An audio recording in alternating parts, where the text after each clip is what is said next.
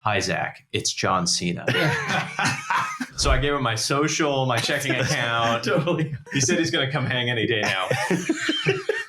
But it's true. I mean, like, it's cool that this thing that we do allows us to, I mean, you were used to that, Randy and Howard, but, you know, Peter Egan's phone number and contact being in my phone is pretty cool, right? Like, that's an amazing thing. Well, it is such a good representative of the site of just people and range of diversity of audience. And all over the place. What would John Cena and Peter Egan talk about if they gave each other a high five? Well, he had that like almost perfect replica of a Diablo that is Cena did. And one of the most surprising things that Egan said when I was with him, and I can't remember if it was on the pod or not, it could have been when we were at dinner. He said that he drove a brand new Diablo across the country in like 1994 for a magazine article. Him and Barb, like 5,000 miles in a brand new Diablo. Which now that you've sat in one, dude, that would have been a task, a chore for him to complete. I mean, just getting in and out of that. I had my first ride in a Diablo for just like a month ago. And how was in that? New York, right after our Coker Farms event, and I was not interested in it at all. I was like, get me out of here immediately. So not my jam. But yeah, that is what those two dudes would talk about, and they would high five the Diablo secret handshake high five.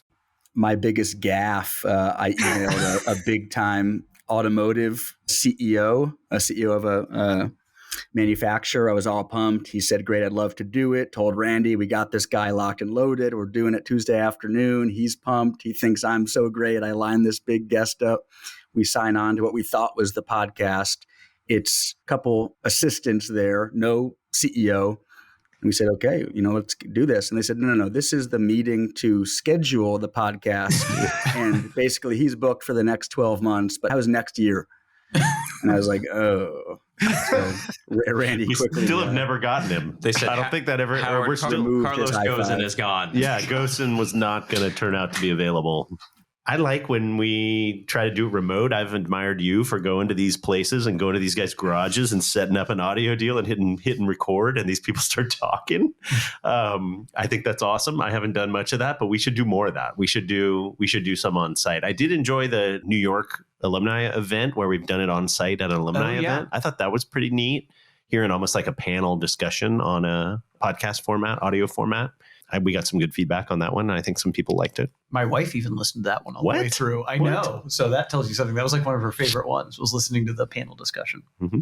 You know what I mean? Yeah. Okay, so you asked memorable moments. Sweating bullets for an hour with Peter Egan, my car hero, while I'm trying to figure out our remote setup. Why the sweat? Why did you feel so stressed? Because I couldn't figure out how to set up, the remote recording equipment. That's a terrible feeling. Oh, dude. And he's just waiting for you. And he's so patient. And you want the day to go so perfectly. And it did go amazingly. And I took him and Barb out to dinner, and he signed some of Randy's books. And where was dinner that night? I looked up just like I figured they would want kind of like a homey. I tried to imagine what the kind of meals are like that he would write about. So we found kind of a homey American Italian restaurant. Howard, have you done any remotes? I can't remember. Have you taken the equipment somewhere and interviewed people? No, I was going to say that's a level I haven't reached, Alex. The traveling podcast roadshow. That must be nerve wracking.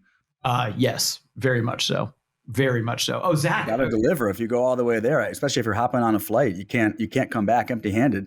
Did you fly with all the podcast equipment? Yeah, I got stopped. I got pulled over in security, and the guy's like, "What is this stuff?" And I had like my overnight bag, because it was just one night, and so my bag was basically filled with the stuff we're talking into right now. And the TSA guy, this was at John Wayne Airport, where the TSA is like barely anything. So he wanted to have a conversation. I said, "It's for a podcast." He starts asking questions. I'm like, "Yeah, it's for a car thing." He's like, "Oh, bring a trailer." He's like, "I'm going to listen." So maybe we made a fan in the TSA. Well line. done, TSA fans. Totally. There's a username, TSA 123. Oh, is that one of our users? No. I'm just saying. Totally. I'm coming for you guys. Yep.